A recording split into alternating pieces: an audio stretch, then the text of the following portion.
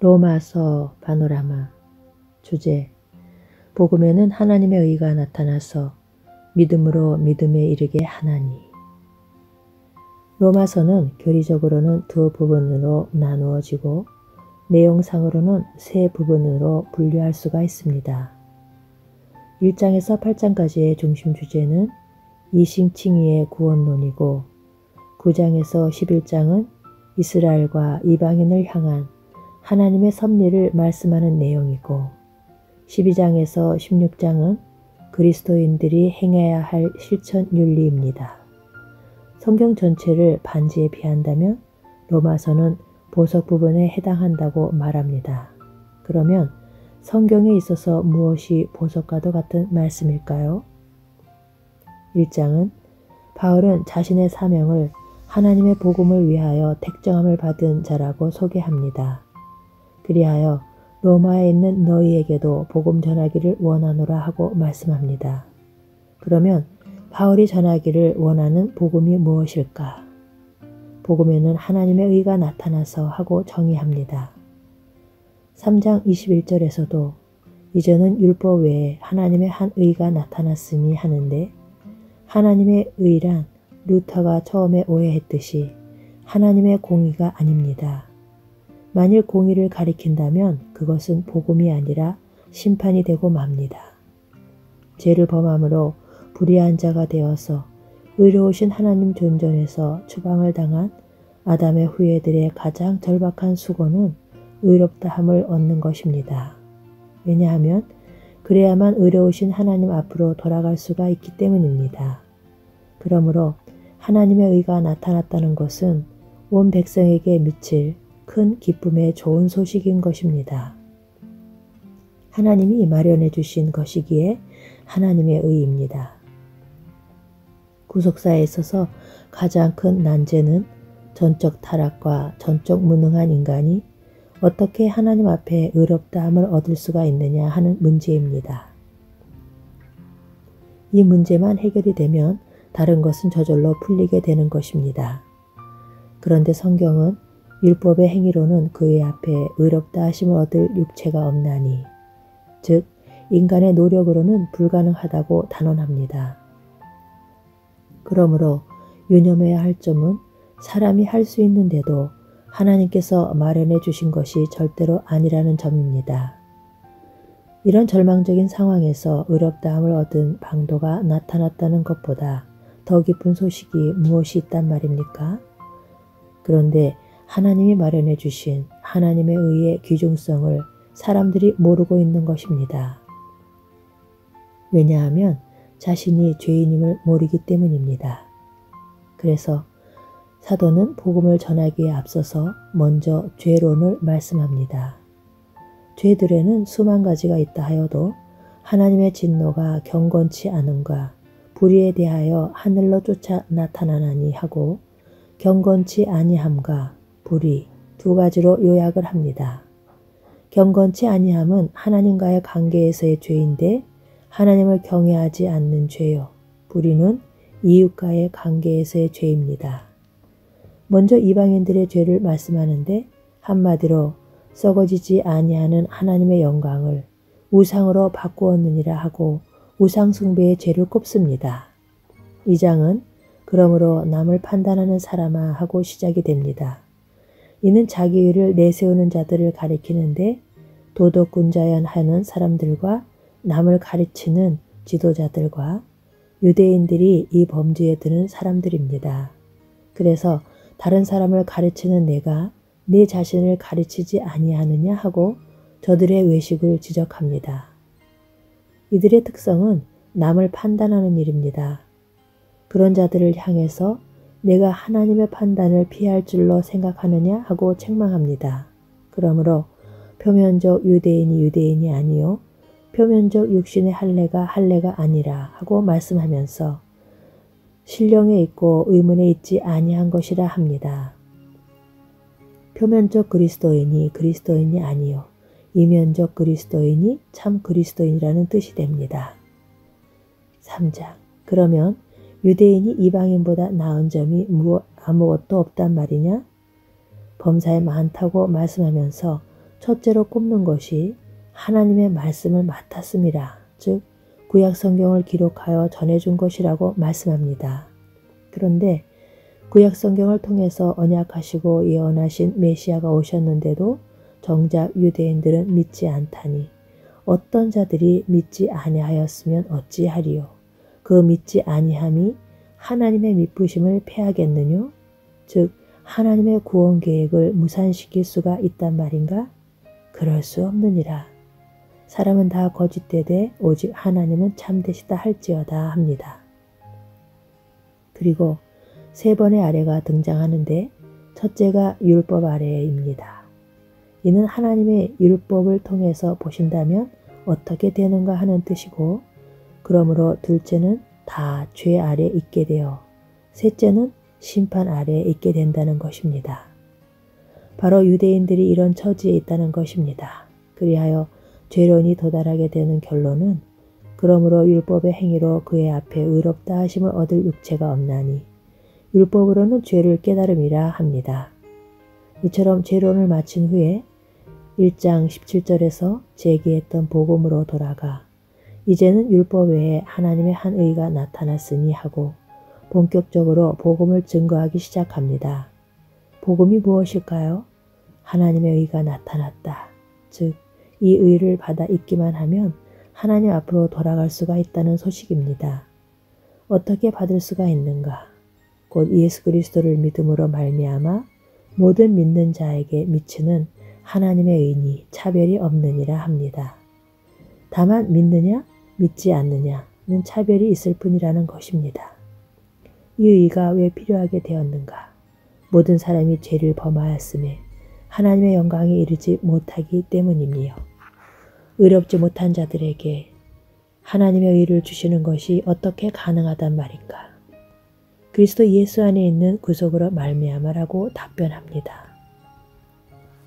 하나님의 의가 임기응변으로 주어진 것이 아니라 율법과 선지자들에게 증거를 받은 것이라, 즉 구약 성경을 통해서 미리 계시하신 바라고 말씀합니다.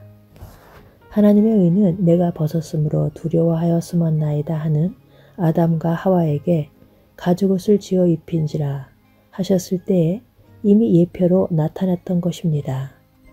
그들은 무화과 나무 잎으로 해결해 보려고 했으나 실패하고 말았습니다.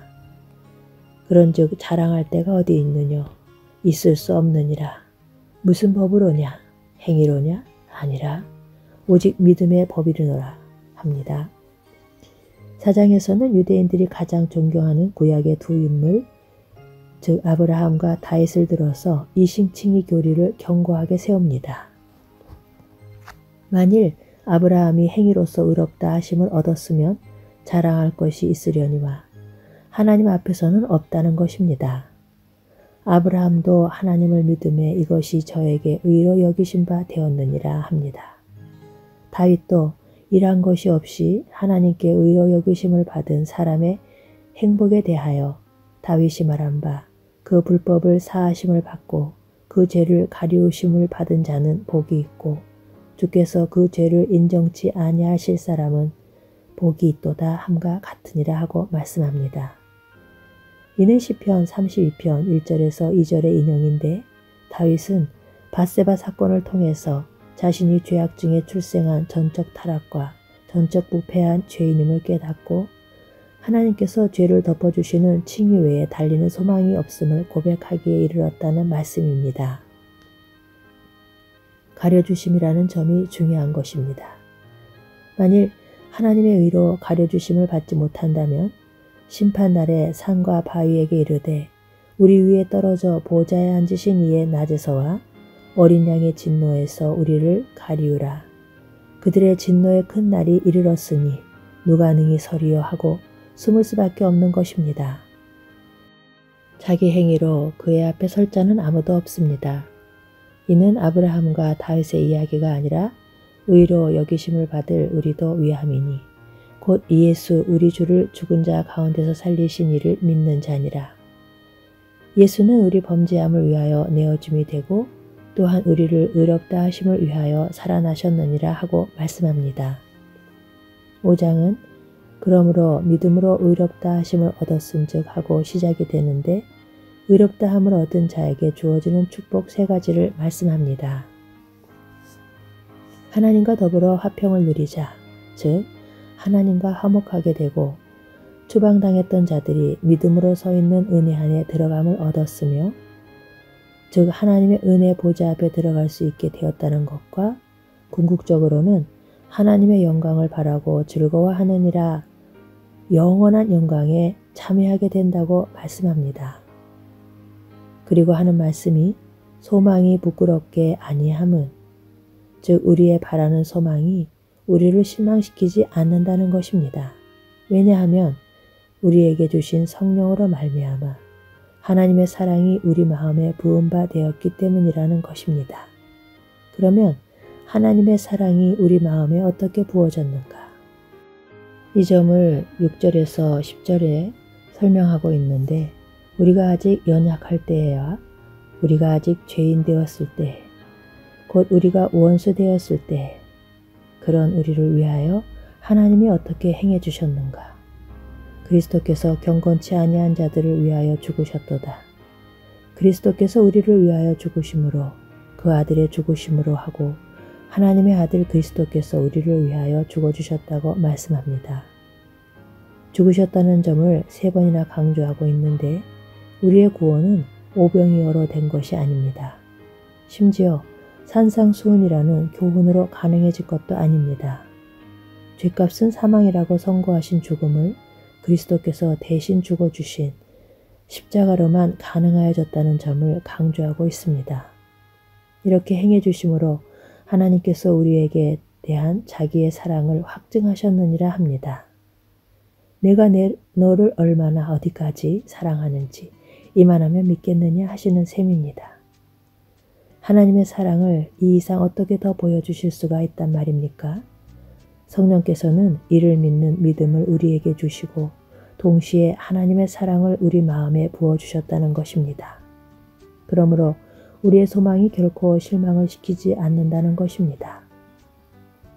어느 시대나 복음은 2가지 위험에 직면하게 되는데 율법 폐기론자들과 율법주의가 그것입니다.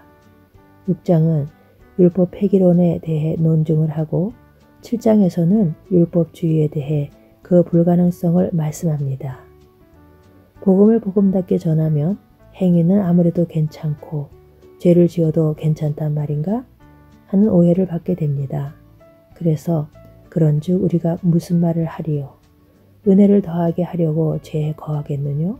하면서 그럴 수 없느니라. 죄에 대하여 죽은 우리가 어찌 그 가운데 더 살리요 하고 단호하게 부정합니다. 그러면 죄에 대하여 죽었다는 말이 무슨 뜻입니까? 4절에서 8절 안에는 함께라는 말이 4번 등장하는데 하나님이 우리를 택하셔서 그리스도 예수 안에 집어넣어 주셨다는 것입니다. 그래서 주님께서 십자가에 못 박히셨을 때 우리 옛사람도 예수와 함께 십자가에 못 박히고 함께 죽었고 함께 장사되었다가 함께 살리심을 받았다는 논리가 성립이 되는 것입니다. 그래서 새 사람이 된 우리가 어떻게 죄에 거하겠느냐 하는 것입니다. 6장은 죄의 삭은 사망이요 하나님의 은사는 그리스도 예수 우리 주 안에 있는 영생이니라 하는 결론으로 마치고 있습니다. 7장에서는 6장과는 반대로 율법주의로 치우치는 것을 바로잡아주고 있습니다. 바울은 율법의 의로는 흠이 없는 자로라 하고 자부하던 율법주의자였습니다. 그런 그가 어떻게 해서 죄인 중에 내가 괴순이라 하고 죄를 깨닫게 되었는가? 율법이 탐내지 말라 하지 아니하였다면 내가 탐심을 알지 못하였으리라 하고 말씀합니다. 탐내지 말라는 말은 10계명 중 맨 마지막 계명인데 하나님이 주신 율법이 의문에 있는 것이 아니라 탐심, 즉 마음의 문제라는 점을 깨닫게 되었던 것입니다. 그 후로 바울은 마음과 생각을 지키려고 몸부림을 칩니다. 그러나 내가 원하는 바 선은 하지 아니하고 도리어 원치 아니하는 바 악은 행하는도다. 오호라 나는 공고한 사람이로다. 이 사망의 몸에서 누가 나를 건져내랴 하고 절망을 하게 됩니다. 이는 바울만의 문제가 아니라 율법으로 의롭다함을 얻으려고 하는 자는 누구나 도달하게 되는 한계인 것입니다.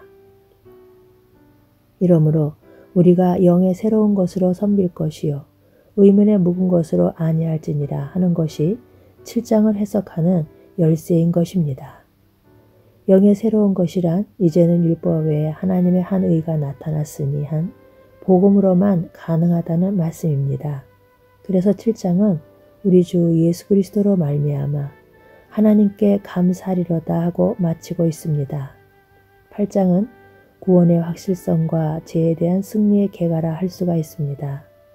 그러므로 이제 그리스도 예수 안에 있는 자에게는 결코 정죄함이 없나니 하고 선언을 하면서 이는 그리스도 예수 안에 있는 생명의 성령의 법이 죄와 사망의 법에서 너를 해방하였음이라 합니다. 너를 해방했다는 너가 누구입니까? 율법 하에서 정죄감에 빠져서 몸부림을 칠던 7장의 사람입니다. 바로 형제인 것입니다.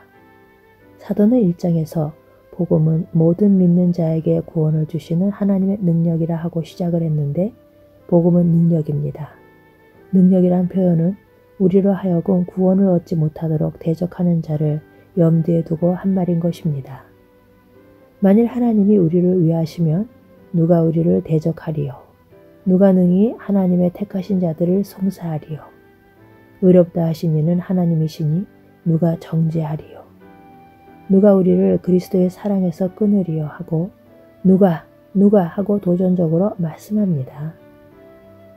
이는 우리를 대적하려는 누군가가 있다는 즉 사단의 세력이 있음을 염두에 두고 하는 선언인 것입니다. 그런 후에 그러나 이 모든 일에 우리를 사랑하시는 이로 말미암아 우리가 넉넉히 이기느니라 합니다. 그리고 8장은 내가 확신하노니 우리 주 그리스도 예수 안에 있는 하나님의 사랑에서 끊을 수 없으리라 하는 확신으로 마치고 있습니다. 형제도 로마서 파노라마를 통해서 확신 중에 확신을 얻게 될 것입니다.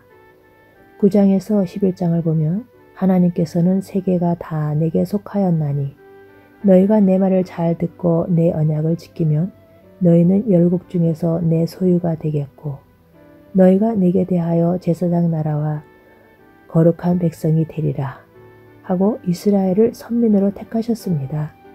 이처럼 선민으로 택하신 의도는 내게 대하여 제사장 나라가 되며 한 말씀에 나타나 있듯이 선민 이스라엘을 통하여 천하 만민을 구원하시려는 계획을 갖고 계셨기 때문입니다. 그런데 9장에서 11장의 구조는 선민 이스라엘이 그리스도를 배척함과 구원이 이방인에게로 옮겨짐과 시기 나게 하여 이스라엘이 구원에 이르게 된다는 구조로 되어 있습니다. 이제도 이스라엘의 구원 문제는 풀리지 않는 숙제로 남아 있습니다. 12장에서 16장을 보면 신천윤리편은 그러므로 하고 시작이 됩니다. 이제까지 내가 증거한 교리를 알고 믿느냐? 그렇다면 우리는 어떤 삶을 살아야만 하는가 하고 말씀하는 셈입니다. 이를 한마디로 요약한 것이 그러므로 형제들아 내가 하나님의 모든 자비하심으로 너희를 권하노니 너희 몸을 하나님의 기뻐하시는 거룩한 산 제사로 드리라. 이는 너희의 드릴 영적 예배니라 하는 말씀입니다. 그리스도인들이 하는 모든 것이 하나님께 대한 예배라는 것입니다. 산 제사라고 말씀합니다. 순교는 한순간에 끝나는 것이지만 산 제사는 평생을 계속해야 하는 지속적인 예배인 것입니다. 그리하여 우리 중에 누구든지 자기를 위하여 사는 자가 없고 자기를 위하여 죽는 자도 없도다. 우리가 살아도 주를 위하여 살고 죽어도 주를 위하여 죽나니 그러므로 사나 죽으나 우리가 주의 것이로다 하는 고백에 이르게 되는 것입니다. 이것이 그리스도인의 실천윤리의 대강령입니다. 아멘.